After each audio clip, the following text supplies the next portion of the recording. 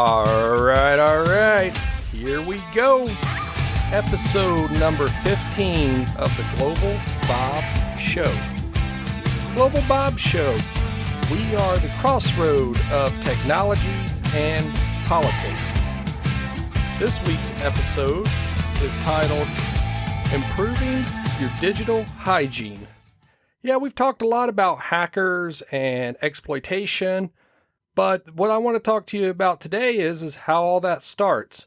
And most of the time, that starts by a person not having good digital hygiene. I appreciate everybody that tunes in. Can we even say that these days, tunes in? I know that whenever I was a kid, I'd ride around with my dad in his truck, and he would always listen to news talk radio on the AM dial.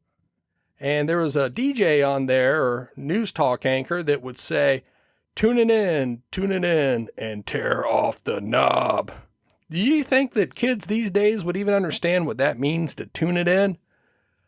Now, I know each week I thank everybody for tuning in, but maybe I should say for jacking in or something to that effect, because you don't really tune me in. You more like click me in, I guess.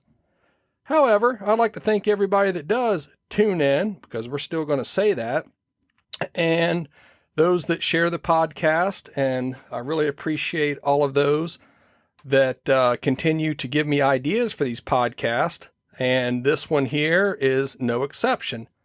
So if you'd like to have me talk about something of interest, you can reach out to me at Gmail, globalbobshow@gmail.com. You can find me out on Twitter at globalbobshow, or you can go to Facebook and go to the Global Bob Show and contact me there. I'm usually pretty quick on Messenger if you got a question, and we'll go over it. All right, so let's just dive right on in.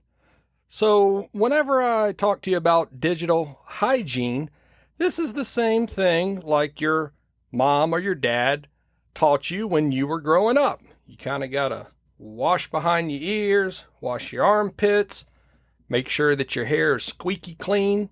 I know if you put shampoo in your hair, my mom would come in and make me rub it. And if it was squeaky on my hair, then it was squeaky clean. So what we got to do is get everybody squeaky clean when it comes to their digital hygiene. Now, it's no secret. We know that there's a cyber war that's currently raging. I mean, it's happening every day. And the stuff that you hear about in the news and on other sources that you get your information from, I mean, that's just a little tip of what's really going on. There's a shadow war that's being fought constantly, and we've already talked a lot about that in depth. But what people don't realize is that they say, oh, well, why would I be a target?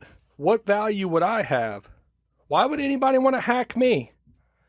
Well, I'm going to give you a couple professions here and tell why I would want to hack them if I was an operative working for a foreign government. So let's start right off the top. My family's in the electrical business, and why would someone want to hack their business?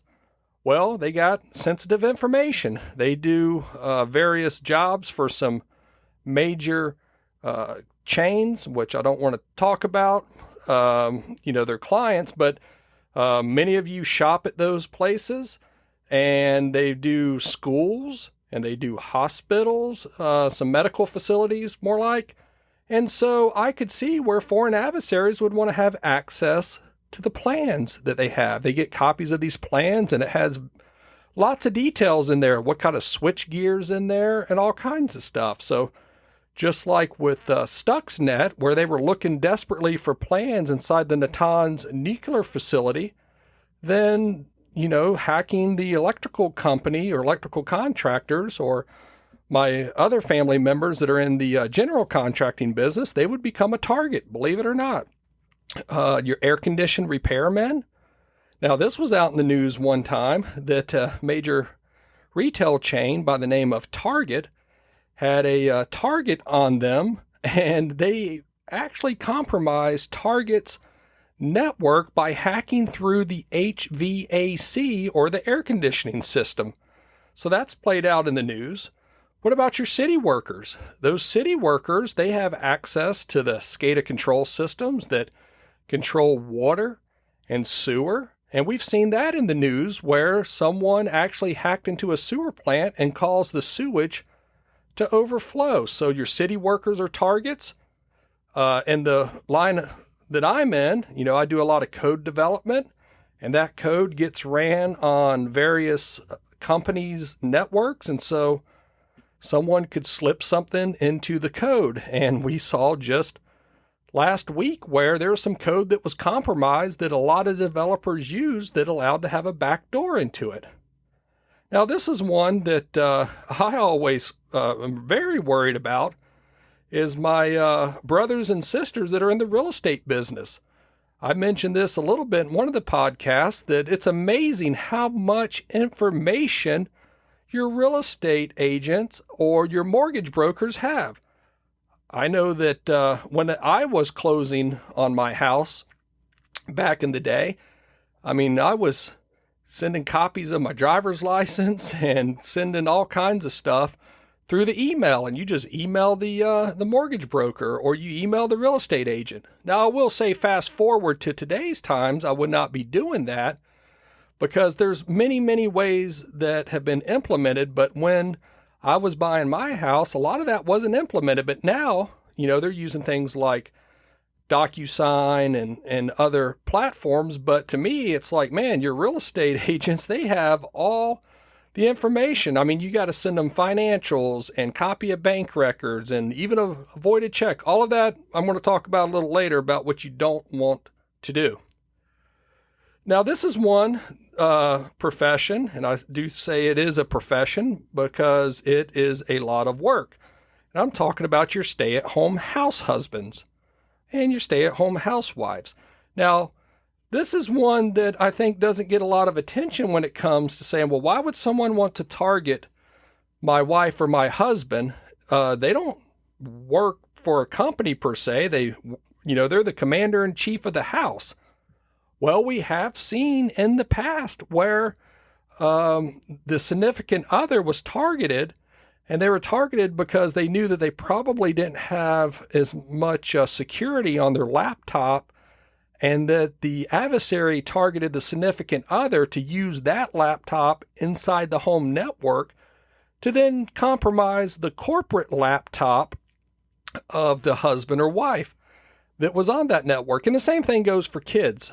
So your kids can be targeted because that gives them a foothold at your house to then try to target devices that come on and off your network. So this isn't a joke. This isn't just me trying to tell folks that, you got to get rid of all your electronic equipment. No, I'm just telling you that everybody is a target when it comes to this new cyber war. Now, one of the questions I get quite a bit is, I've been hacked on Facebook. What can I do? So I want to use Facebook as an example of walking through the process of improving your digital hygiene. So everything that I tell you here, the other platforms have it. You just got to dig through the various settings on there and find the setting that is comparable. But I get this all the time. I get friends that send me a Facebook Messenger that says, I've been hacked. Don't accept any friend request from me. And I see them posted on Facebook on their channel saying, I've been hacked and things. And it's the same conversation that I have all the time. You have not been hacked. You've been cloned. And there's some ways that we're going to talk about of how to see if you've been hacked or if you've been cloned.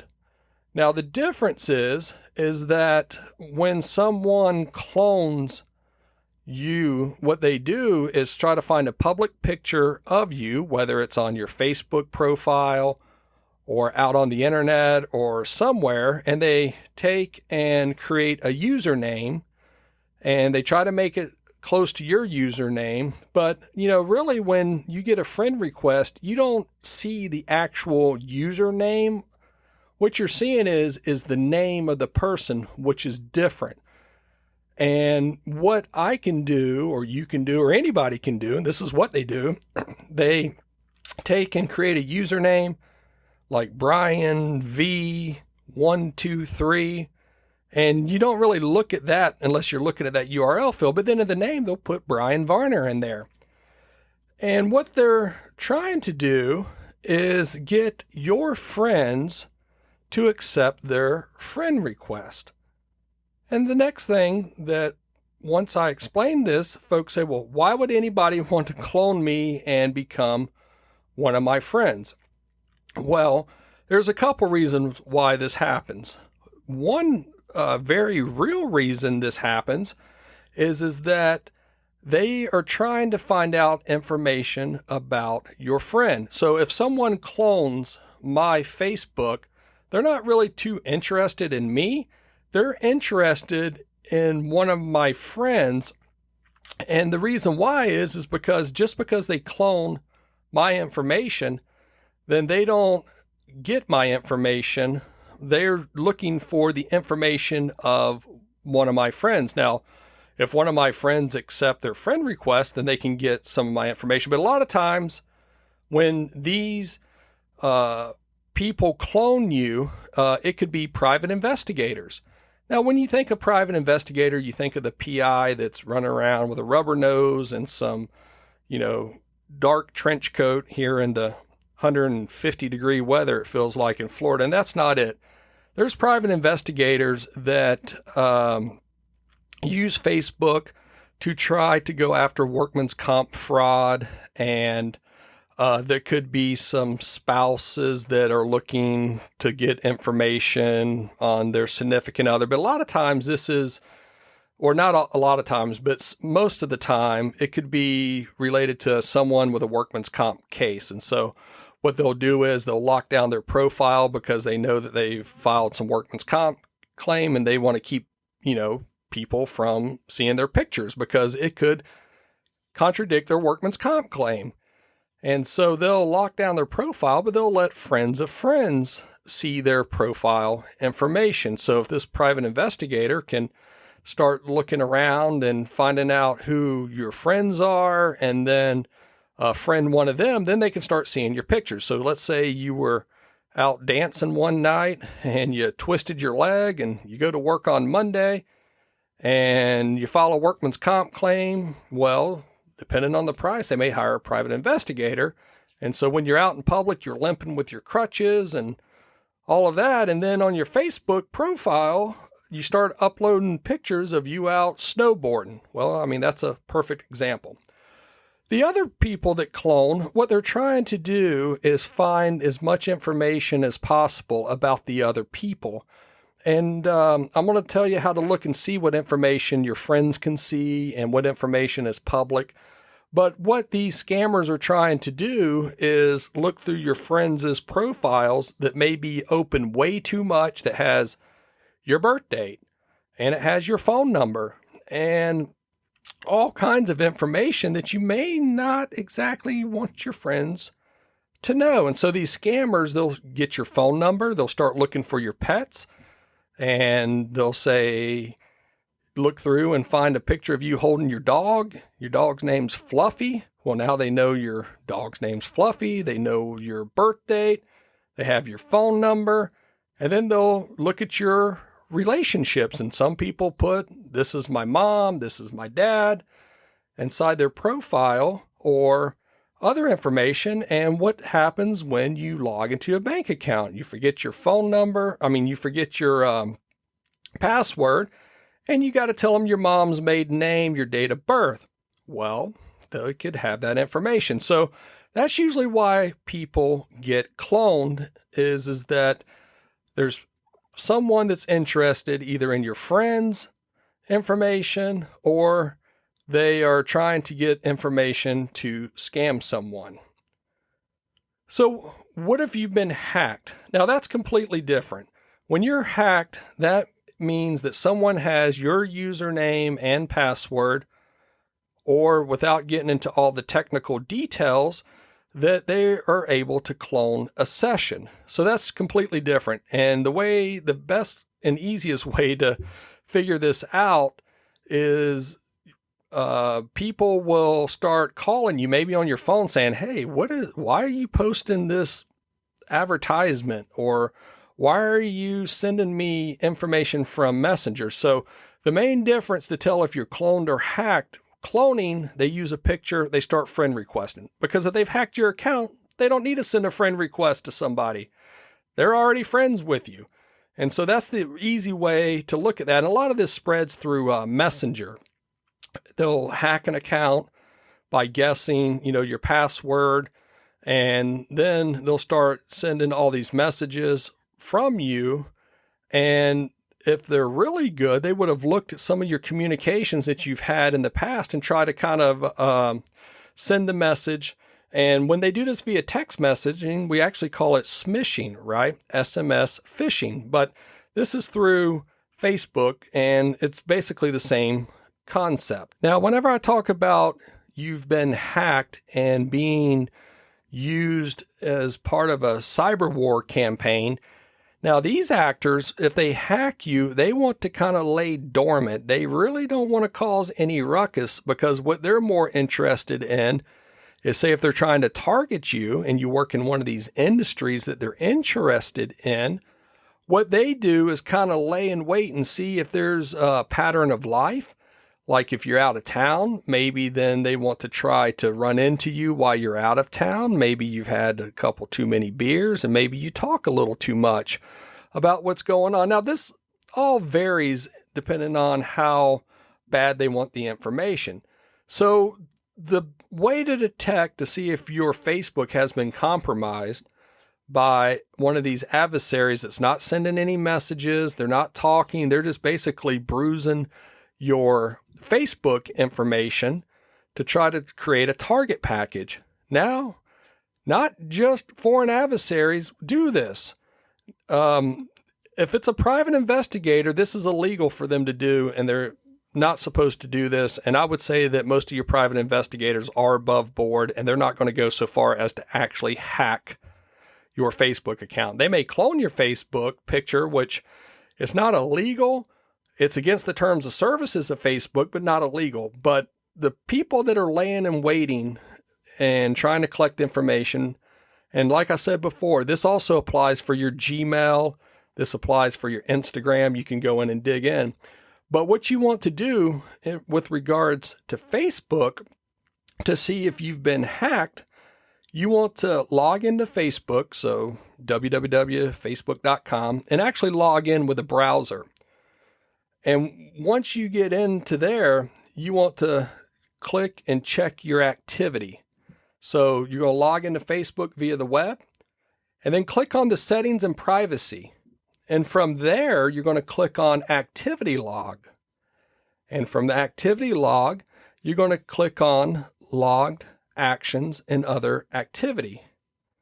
And then you're going to have to click one more time because it's Facebook. You got to do a lot of clicking. And you're going to click on logins and log out. Now, if anybody can't find this, give me a shout on Messenger and I'll send you the quick, that's funny. Here we are talking about hacking and people doing stuff through Messenger, and I'm saying, send me a Messenger. But anyways, it's pretty simple. You basically want to dig down to where you find logins and logouts. Now, some of the information you see listed there, it'll tell you where you were logged in at. So some of the information may be a few days old or a few weeks old. So if you haven't entered in your username and password, it's going to basically show the last time you entered in that username and password. So some of it may be a little bit old. But what you want to look at is that IP address where you last logged in with your password. And I think it also shows it too with your Face ID. And if you look at it, you can't say, well, I'm sitting here in Central Florida and there's a login from Tampa and I've never been to Tampa. The way that the IP address geolocation happens is that it may show, a city that's kind of far away, but really what you're looking for isn't, say, a city in Florida saying, well, I had to log in from Miami. That's totally normal, especially if you're logging in on cellular or you're logging in on these big ISPs. Some of them will show, major cities, but you're looking for that login IP address from overseas, right? I mean, that would be a dead giveaway unless you're using some kind of VPN technology. But anyway, so that's what you're looking for. And if you see logins there, you really want to take note and probably just go ahead and change your username and password, which we'll talk about here in a second about what the best practices is. But while you're there, let's go ahead and click on active sessions. Now, active sessions will tell you the computers that are or devices that are currently logged in, that if that device was unlocked, so if you got like a screensaver password lock on your computer, if someone was to get through that, then they would have access to your Facebook because these are the active sessions. Now, once you're in this particular screen, what's really nice is that you can log out any of your devices. So you haven't necessarily done anything that would harm, you haven't changed your password or anything, but you can simply log those sessions out. Now, this is where this becomes important, and I know that people have done this in the past. So you have a significant other that wants to monitor your Facebook activity, and they may know your password because you share your password with each other, and that's a no-no. Or you're using a password and don't know that they know that password, and you'll be able to log that device out because what they do is they'll get another iOS device and they'll log in that iOS device or Android device into your Facebook account, and that way they can just keep tabs on you. So you can actually log those sessions out. And anytime you log out of any of these sessions, you definitely want to change your password at that point in time. So that's really the way that you can tell if someone's hacked you, whether it's your significant other or if it's a foreign adversary, that you can log those sessions out and change your password. Now, while you're there, this is really cool. I love this about Facebook. They have launched a section of Facebook called Privacy Checkup. And the way you get there, and this is very simple, by the way. I mean, it's very, very intuitive. It's very straightforward, and it shows you exactly what you're sharing with everybody. And you can make changes right there. And it'll say, this is what you're sharing publicly. This is what you're sharing with your friends. This is what you're sharing with advertisers. And this is really good. So if you don't do all this other stuff, I know the other stuff's pretty technical, but every now and again, you should click on Privacy Checkup on Facebook. And the way you get there is you click on your profile picture, and then you click on Privacy Checkup. And then you can click on each box and review and make changes as you see fit. And there's a handful of boxes there, but they all got kind of a theme to them. So you got one box that says, who can see what you share? You click on there and you can see, and you're like, wait a second, I don't want the public to see that. Let me make that adjustment. So you got who can see what you share, how to keep your account secure, how people find you on Facebook, your data settings on Facebook, right? And you also have your ad preferences on Facebook. So you can click through all of those and see how you want to make those settings. And what you're really trying to do is keep the scammers and hackers from getting information. Now, they don't have to hack your Facebook to use your Facebook information. Like I gave the example of your mom's maiden name and your dog's name and your birth date. That's all stuff they can do for a target package. And those of us that are in the industry, we call this OSINT or OSINT, which is open source intelligence, and we use it to create a target package. Now, if you want to be super secure, I would say a hacker yourself, what I recommend with Facebook, and like I said, all your platforms have it. Your Gmail account has it. Your Microsoft Office 365 has it. Instagram, I'm sure, has it. But you want to turn on two-factor authentication. It's really important. I know it can be a pain in the butt, But what two-factor authentication does, and a lot of the companies have made it real easy, when you log in with your username and password. And once logged in, you'll get a second prompt. And that prompt says, enter the text message password that we sent you. And they'll send you a string of numbers. Now, the text message, what they call two-factor authentication via text message, that's not the most secure. The most secure one is using a token, a hardware token, or using an app on your phone. For the average person, I don't recommend that, because if that app was to go away or you were to lose that token, you could have a real hard time getting back in. If your phone gets broken, well, you can get back in because you're going to go get another phone and they can text you the one-time password. So if you want to be a super hacker and combat these adversaries, then I would recommend turning two-factor authentication on. Now, it's pretty simple. You just click on your profile picture, click on settings and privacy, and then go down to where it says settings, securities, and login. I know it's Facebook. We got a lot of clicking to do. Scroll down and click on the edit button in the box that says get alerts about unrecognized logins. And when you click on that, you can turn on either the app two-factor authentication or the text messaging. I would start with the text messaging first. And it's really simple. And what's really nice is that, it's going to do it for mostly devices or after a certain time. Definitely for all devices it hasn't seen before, but it may have you re-enter your password every 30 days. And that's just a good checkup to have. Now, make sure, we've talked about passwords and two-factor authentication and stuff like that. I just want to give you some quick tips on when you create passwords. Now, I've seen this way too many times. I got certain people that have asked me for help with some of their stuff, and I already know the password before they give it to me because they haven't changed their password in probably 20 years. So, not good. So, anyways, best practices for your passwords, guys. Make them at least 14 characters long.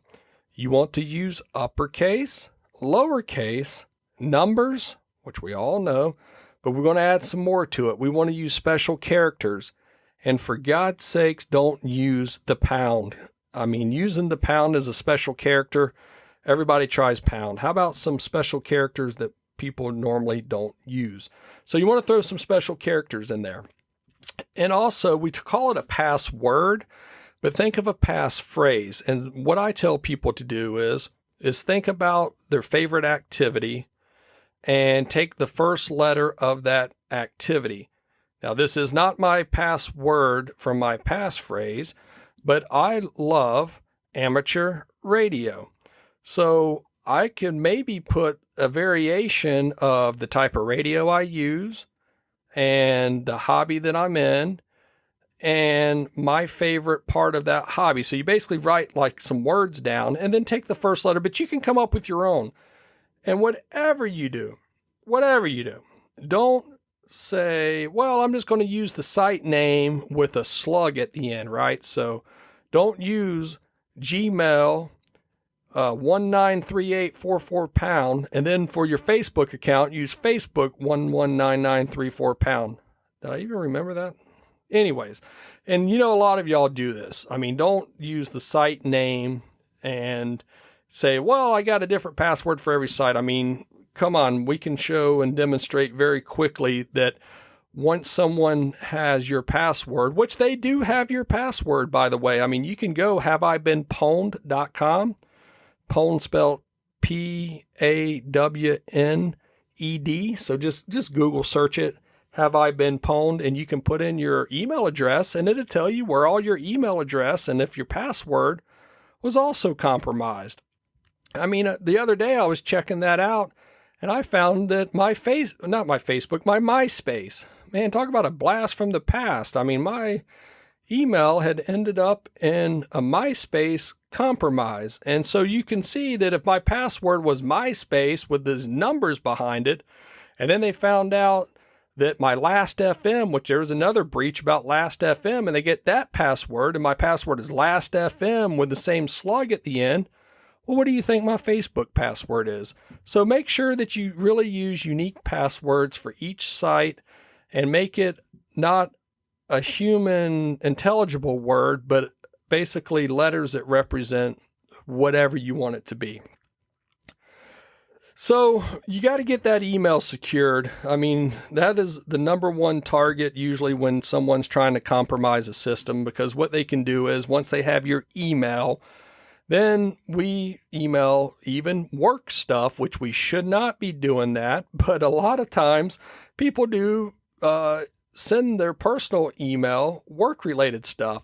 But moreover, they check that personal email at work. Even if they don't have the client installed, I guarantee you dollars to donuts that people at work check their Gmail. And so if an adversary was to put something inside the email, your personal email, and you check it at work, now they could, in effect, maybe get that exploit on that work computer. And it all goes back to these industries are under attack. And it's the same for your kids' email. It's the same for everybody related to you. I'm saying related as far as your connections that they're after, because they're trying to compromise you because they know that you have access to corporate information. And all this played out in my other podcast. I talked about it in Stuxnet. It's exactly the way they got into the super secret Natanz nuclear facility. So just make sure on your email, I'm sure we're all guilty of it. Someone needs your driver's license, so you snap a picture and you email it. Well, it's in your sent items and email. Maybe you email it to yourself. Credit card numbers, pictures of credit cards, all kinds of stuff. And for God's sakes, whatever you do, don't use your work email for personal business. I tell everybody that. And it should be a company policy. Because what you're doing is you're putting your company at risk. If you're using your company email for personal business, let's say you got your PayPal tied to it, you got all these discount clubs you sign up for, Sam's Club, whatever. And what you're doing is you're putting your company at risk. And if your company ever gets compromised, they're going to call in an IR team, if they're big enough, which is an incident response team, and they're going to find out where that came from. They're going to trace it back to ground zero. And when they find that, and it comes out to be that someone sent an email that you should never have even been receiving at your corporate mail, then you're probably going to have some explaining to do.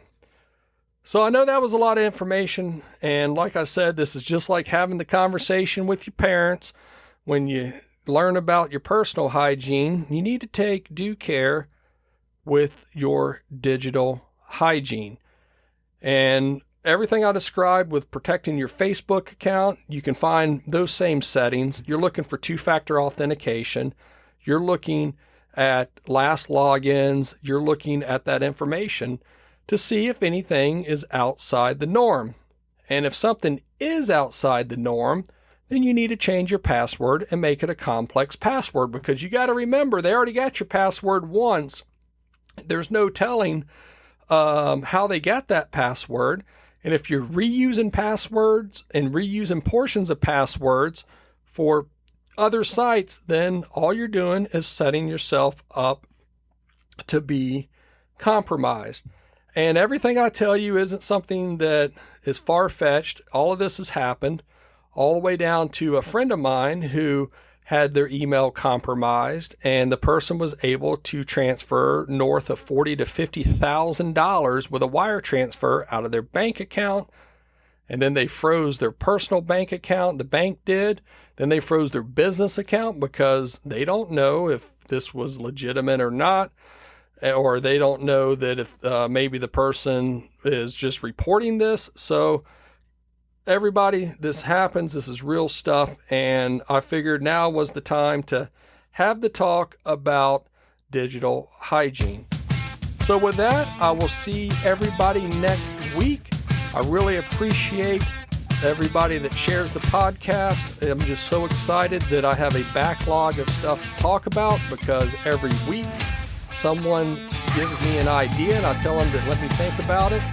And next week, I promise you will be in for a neat surprise. We're going to kick it back old school and talk about maybe some Cold War stuff. So there you go. There's a little hint. We're going to be talking about some technology that's been around since the Cold War and that is alive and well today.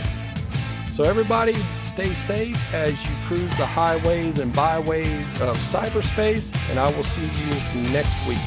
Until next time.